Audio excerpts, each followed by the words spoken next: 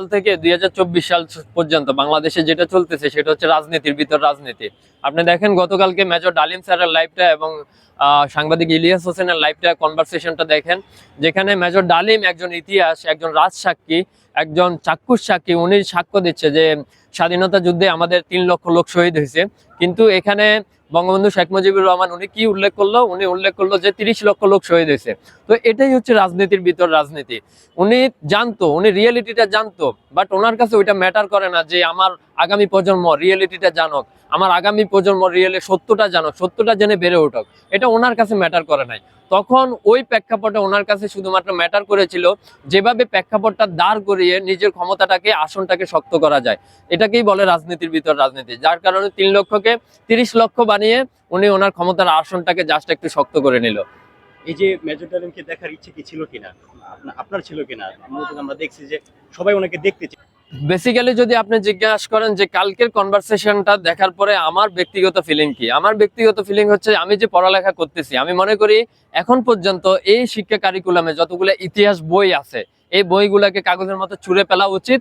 এবং যেহেতু আমাদের একজন চাক্ষুষ প্রমাণ আছে মেজর ডালিম স্যার, তাকে দিয়ে নতুন করে বাংলাদেশের ইতিহাস লেখা উচিত, কেননা তিনিই হচ্ছেন একমাত্র ইতিহাসের সাক্ষী।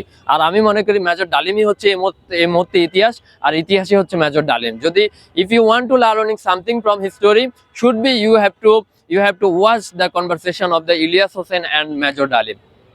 মেজর ডালিমকেই কেন্দ্র করে বিষয়টা এটা সত্য, কিন্তু এখানে মানুষ যারা সেন্সিয়ার পারসন তাদের ফোকাস ছিল we want to learning something from history. আমরা ইতিহাস থেকে নতুন কিছু শিখতে চাই। আমরা বাংলাদেশে এভরিওয়ান নো যে আমাদেরকে যে ইতিহাস পড়ানো হয়, যে ইতিহাস আমাদেরকে চর্চা করানো হচ্ছে, এই ইতিহাসের মধ্যে বাস্তবিক সত্যতা খুবই কম, খুবই সংকীর্ণ। এবং যেই রাজনৈতিক দল যখনই ক্ষমতা পেয়েছে তারা নিজেদের মতো করে ইতিহাস লিখেছে। আপনি দেখবেন মেজর ডালিম স্যার কিন্তু ডাইরেক্টলি বলে দিয়েছে যে জিয়াউর রহমান একটা পর্যায়ে এসে বীরশ্রেষ্ঠ জিয়াউর রহমান একটা পর্যায়ে এসে উনি কিন্তু 4000 লোককে মারতে হলো সেনা অভ্যুত্থানের ফলে, সেনা কু করার অপরাধে 4000 লোককে মারতে হলো। কিন্তু এটা কিন্তু দেখেন কেউ কিন্তু বলবে না, কিন্তু উনি ডাইরেক্টলি বলে দিয়েছে।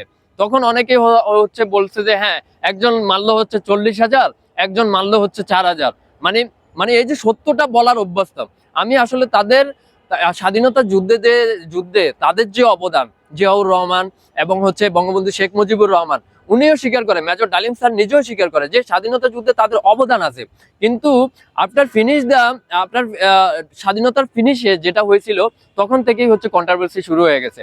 যখন উনি প্রশ্ন উঠালো যে স্বাধীনতা যুদ্ধ করেছি আমরা, কিন্তু যখন ফলাফল বিজয় যখন আমরা উদযাপন করতে যাব, তখন হচ্ছে পাকিস্তানের হাইকমান্ড কার কাছে আত্মসমর্পণ করেছে? ভারতীয় হাইকমান্ডের কাছে। দেন উনি আস্কিং করেছে যে আমার দেশের মুক্তিযোদ্ধারা ওখানে কোথায় ছিল, কেন ছিল না? ওখান থেকেই মূলত 75-এর প্রেক্ষাপটটা তৈরি হয়েছে। সর্বপ্রথম কথা হচ্ছে একজন নিপীড়িত মানুষ, তার মিথ্যা বলার পার্সেন্টেজটা খুবই কম এবং সীমিত হয়। কারণ একজন নিপীড়িত যখন উনি নিপীড়নের শিকার হয়েছে, অলরেডি দেখেন উনি কিন্তু বাংলাদেশেও আসতে পারে না, ইভেন আই থিঙ্ক এখনো উনি বাংলাদেশে নাই, রাইট?